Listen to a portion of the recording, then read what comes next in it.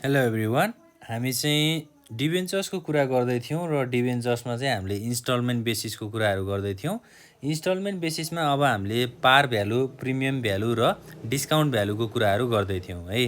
अब इन्स्टलमेन्ट भनेको त एप्लिकेसन, एलोटमेन्ट, त्यसै गरी फर्स्ट एन्ड फाइनल कल हो होइन। अब यसमा चाहिँ हामीले पार भ्यालुको कुराहरू योभन्दा अघिल्लो क्लासमा डिस्कस गरेका छौँ। अब हामीले डिभेन्चर्सहरूलाई प्रिमियम भ्यालुमा कसरी इस्यु गर्ने, त्यसलाई चाहिँ हामीले जर्नल इन्ट्रिजमा कसरी इन्ट्री गर्ने भन्ने कुराहरू डिस्कस गर्छौँ। अब फर्स्टमा त हामीले प्रिमियम अकाउन्टबाट डिभेन्चरहरू इस्यु गर्दाखेरि प्रिमियम भनेको के हो त्यो टर्मलाई बुझ्नु पऱ्यो है।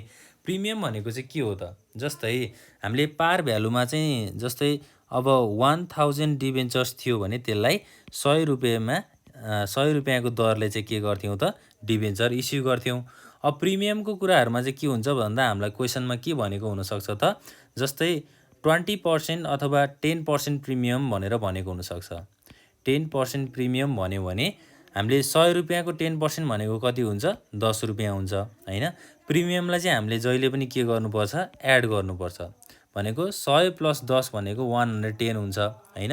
यदि पार भ्यालुभन्दा बढी अमाउन्टमा हाम्रो डिभेन्चरहरू इस्यु भएको छ भने त्यस्तो कन्टेक्समा चाहिँ हामीले त्यसलाई प्रिमियम भ्यालु भनेर भन्ने है।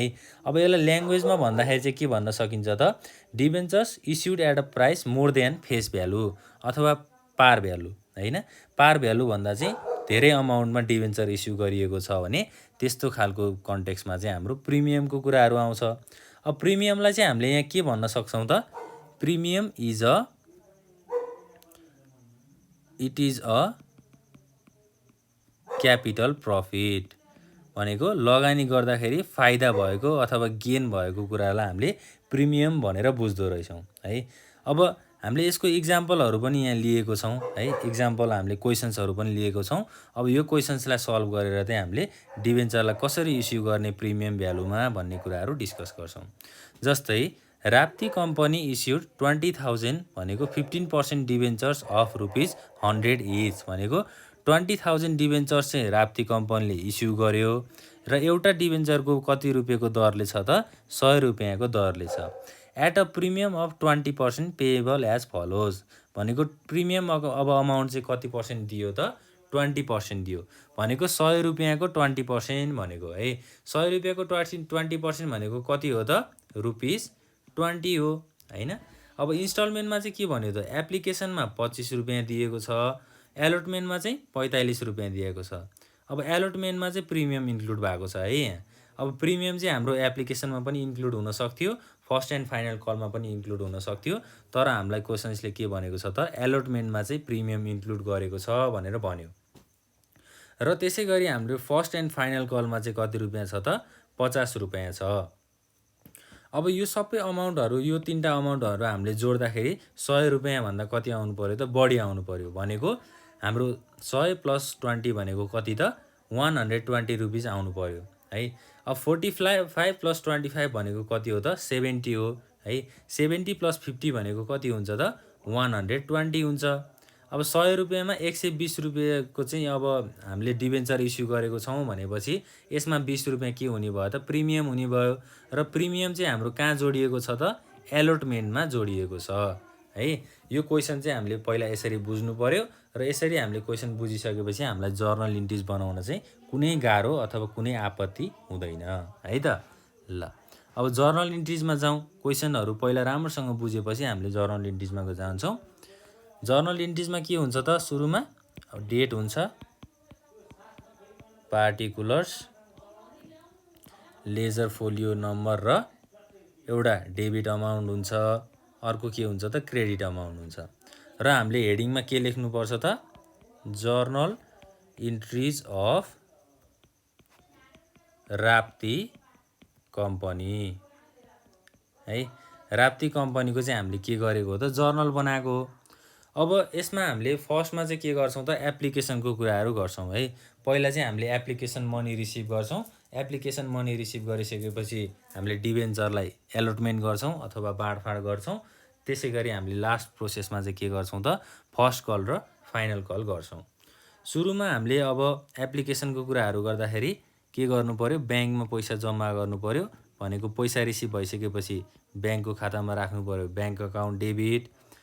टु के हुन्छ त हाम्रो debenture application, to debenture application account credit हुन्छ। अब ब्याङ्क अकाउन्टमा कति पैसा जम्मा हुने भयो त 20,000 को डिबेन्चर छ, एप्लिकेसन मनीमा 25 रुपियाँको दरले छ भनेपछि 20,000 इन्टु 25 भनेको कति हुने भयो 5 लाख हुने भयो हैन। र अब क्रेडिटमा पनि 5 लाख हुने भयो। अब बिइङ के भन्ने त यहाँ being debenture application money received, application money चाहिँ के भयो त रिसिभ भयो। अब हामीले मनी रिसिभ गरिसकेपछि के गर्नुपर्छ त त्यसलाई डिबेन्चर अकाउन्टमा सिफ्ट गर्नुपर्छ अथवा डिबेन्चर अकाउन्टमा चाहिँ त्यसलाई ट्रान्सफर गर्नुपर्छ भनेपछि अब डिबेन्चर एप्लिकेसन यहाँ क्रेडिटमा छ, यसलाई हामीले पैसा ट्रान्सफर गर्दाखेरि के गर्ने त डेबिट साइडमा एन्ट्री गर्ने भनेको ठ्याक्कै अपोजिट है। Debenture application account debit to के अकाउन्ट हुन्छ त अब डिबेन्चर अकाउन्ट हुन्छ, किनभने एप्लिकेसनको मनीलाई हामीले के को अकाउन्टमा सिफ्ट गरेको हो त अथवा ट्रान्सफर गरेको हो त डिबेन्चर अकाउन्टमा चाहिँ ट्रान्सफर गरेको हो भनेपछि बिइङ डिबेन्चर एप्लिकेसन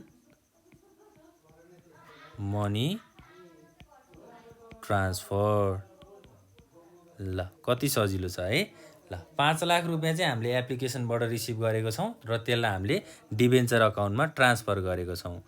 यहाँ कति हुने भयो डेबिटमा 5 लाख हुने भयो, क्रेडिटमा 5 लाख हुने भयो। ल एप्लिकेसनको पोर्सन सकियो है। अब एप्लिकेसन मनी रिसिभ भइसकेपछि अर्को के छ त एलोटमेन्ट छ। एलोटमेन्ट भनेको बाँडफाँड है।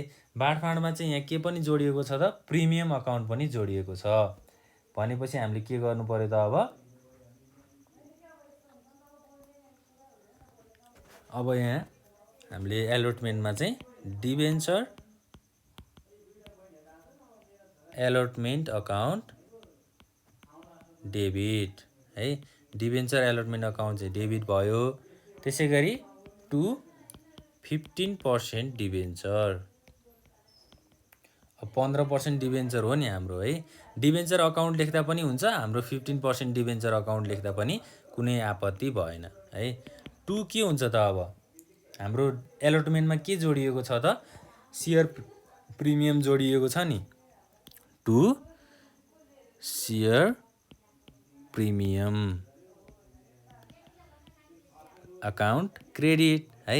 अब एलोटमेन्टमा कति पैसा भयो त 20,000 इन्टु 45 रुपिज है। टोटल चाहिँ हाम्रो 45 रुपिज हो। अब 45 इन्टु 2 भनेको कति हुने भयो यहाँ 9 लाख हुने भयो है। त्यसै गरी अब डिबेन्चरमा कति हुन्छ त 20,000 इन्टु हाम्रो सेयर प्रिमियम चाहिँ कति हो त हाम्रो कति पर्सेन्ट सेयर प्रिमियम भनेको छ 20% सेयर प्रिमियम भनेको छ भनेपछि 20 रुपियाँ चाहिँ यहाँ के भएको छ हाम्रो एलोटमेन्ट मनीमा जोडिएको छ। अब 45 रुपियाँमा 20 रुपियाँ चाहिँ प्रिमियम मनी छ भनेपछि एलोटमेन्ट मनी कति भयो त 25 भयो। 45 मा 20 घटेपछि कति रहन्छ 25 रहन्छ। यो चाहिँ डिबेन्चर है, यो चाहिँ एलोटमेन्ट मनी हो। अब 25 इन्टु 2 भनेको कति भयो त हाम्रो 5 लाख चाहिँ डिबेन्चर अकाउन्टमा रह्यो है। त्यसै गरी सेयर प्रिमियममा कति रह्यो त अब 20,000 इन्टु 20 रुपिज भनेको 4 लाख चाहिँ के भयो त हाम्रो सेयर प्रिमियम है, प्रिमियम अकाउन्ट भयो। प्रिमियम अकाउन्टलाई हामीले के पनि भनेका छौँ त यो चाहिँ एउटा क्यापिटल प्रफिट हो भनेर भनेको छौँ है, भनेको बिजनेसमा लगानी भएको पैसाको फाइदा भनेर भनेको। अब अलटमेन्ट मनीलाई हामीले के गर्नुपर्छ ब्याङ्क अकाउन्टमा ट्रान्सफर गर्नुपर्छ हैन। ब्याङ्क अकाउन्टमा ट्रान्सफर गर्नको लागि ब्याङ्क अकाउन्ट डेबिट गर्ने, त्यसै गरी टु के गर्ने त डिबेन्चर एलोटमेन्ट। अब ब्याङ्क अकाउन्टमा कति लेख्ने त हामीले 20,000 इन्टु 45 भनेको 9 लाख। 9 लाख डेबिटमा 9 लाख चाहिँ क्रेडिटमा। Being debenture allotment money received माथि चाहिँ हामीले न्यारेसन लेखेको छैनौँ। न्यारेसन लेख्न कहिले पनि भुल्नु हुँदैन। यहाँ चाहिँ के गरेको हो त बिङ एलोटमेन्ट मेड। माथि चाहिँ एलोटमेन्ट भनेको बाँडफाँड गरियो र तल हामीले ब्याङ्क अकाउन्ट डेबिट गरेको ठाउँमा चाहिँ के गरियो त पैसा रिसिभ गरियो भनेको पैसा पाइयो भनेको है। अब एलोटमेन्टको कुराहरू सकिसकेपछि हामीले के गर्छौँ त फर्स्ट एन्ड फाइनल कलको कुराहरू गर्छौँ है। फर्स्ट एन्ड फाइनल कलमा पनि अब कुराहरू त्यही नै छ। अब फर्स्ट एन्ड फाइनल कल गर्नको लागि debenture first and final call account debit to के हुन्छ त हाम्रो 15% डिबेन्चर। 15% डिबेन्चर अकाउन्ट के भयो त क्रेडिट भयो र being first and final call made. अब डिबेन्चरको लागि चाहिँ फर्स्ट र फाइनल कल चाहिँ के गरियो त हाम्रो डिबेन्चर होल्डरहरूलाई गरियो है। उनीहरूलाई चाहिँ अब फर्स्ट र फाइनल ल अब डिबेन्चर अब लगानी गर है अथवा हामीलाई ऋण दियो है भनेर चाहिँ फर्स्ट र फाइनल कल गरेको हो। अब यसमा पनि 20,000 डिबेन्चर छ। फर्स्ट एन्ड फाइनल कलमा चाहिँ हाम्रो कति रुपियाँको दरले छ त 50 रुपियाँको दरले छ भनेको 50,000 अथवा 20,000 इन्टु 50 भनेको अब कति अमाउन्ट हुने भयो त डेबिटमा यसको 20,000 इन्टु 50 भनेको 10 लाख हुने भयो हैन। ल 10 लाख रुपियाँ चाहिँ हाम्रो डेबिटमा बस्यो है।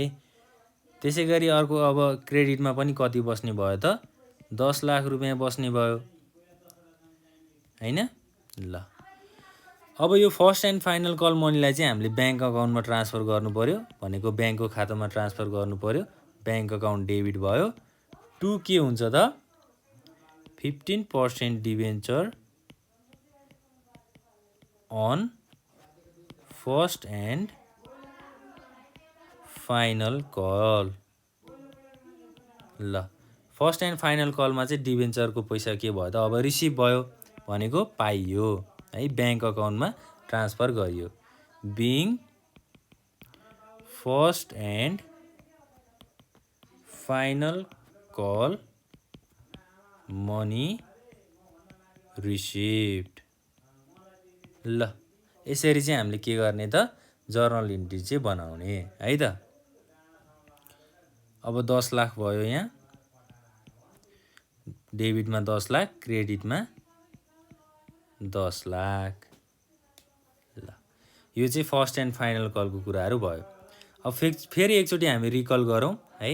अब हामीले प्रिमियमको कुराहरू गर्दैछौँ। प्रिमियमको कुरा गर्दाखेरि चाहिँ अब राप्ती कम्पनी इस्युड 20,000 हाम्रो 15% debentures of ₹100 each at a premium of 20% payable भनेको अब 20% चाहिँ प्रिमियम दिएको छ हैन। 20,000 को डिबेन्चर इस्यु गरेको छ कति रुपियाँको दरले त 100 रुपियाँको दरले। टोटलमा चाहिँ 100 रुपियाँको दरले भनेको एप्लिकेसनमा 25 रुपियाँ एलोटमेन्टमा 45 रुपियाँ र अब फर्स्ट एन्ड फाइनल कलमा चाहिँ 50 रुपियाँ भनेको यो क्वेसनमा चाहिँ अब हाम्रो कुनै पनि डिबेन्चर होल्डरले चाहिँ पैसा नतिरेको भन्ने कन्टेन्ट चाहिँ छैन है। त्यो केस चाहिँ हाम्रो यहाँ छैन। जस्तै सेयरमा चाहिँ अब के हुन्थ्यो त जस्तै अब कुनै एउटा व्यक्तिले चाहिँ सेयर नतिरेको जस्तै calls in arrear calls in एडभान्सको कुराहरू आउँथ्यो हैन। अब यसमा पनि हाम्रो कल्स इन एरियर र कल्स इन एडभान्सको कुराहरू चाहिँ आउँछ। त्यो खालको क्वेसन्सहरू अथवा त्यो खालको इक्जाम्पलहरू चाहिँ हामी नेक्स्ट क्लासमा डिस्कस गर्छौँ। हामीले यो क्लासमा अब एकदमै बुझ्नुपर्ने कुरा भनेको के हो त हामीले अब डिबेन्चर इस्यु गर्दाखेरि के गर्छौँ त इन्स्टलमेन्ट बेसिसमा चाहिँ एप्लिकेसन एलोटमेन्ट र फर्स्ट एन्ड फाइनल कलको कुराहरू गर्छौँ भनेर बुझ्नु पर्यो। र अब 20% प्रिमियम भयो भने त्यसलाई एड गर्ने डिस्काउन्ट भयो भने घटाउने भन्ने कुराहरू बुझ्नु पर्यो हैन। अरू कुराहरू त लगभग हाम्रो सेयरमा जे थियो हाम्रो डिबेन्चरमा पनि लगभग त्यही नै कुराहरू हो।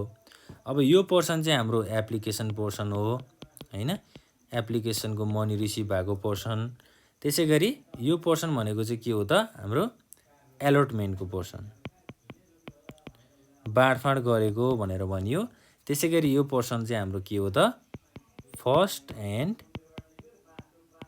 फाइनल कल है। फर्स्ट र फाइनल कल गरेको कुराहरू चाहिँ हाम्रो यो पोर्सनको भयो। यसरी चाहिँ के गर्न सकिन्छ त जर्नल इन्ट्री चाहिँ बनाउन सकिन्छ है त। ल अब यसै गरी अरू क्वेसन्सहरू पनि प्र्याक्टिस गर्दै जानु होला। कुनै पनि कन्फ्युजन भयो भने हामीलाई कमेन्ट बक्समा कमेन्ट गरेर भन्न सक्नुहुन्छ। यति भन्दै आजको लागि हामी बिदा माग्छौँ। Thank you.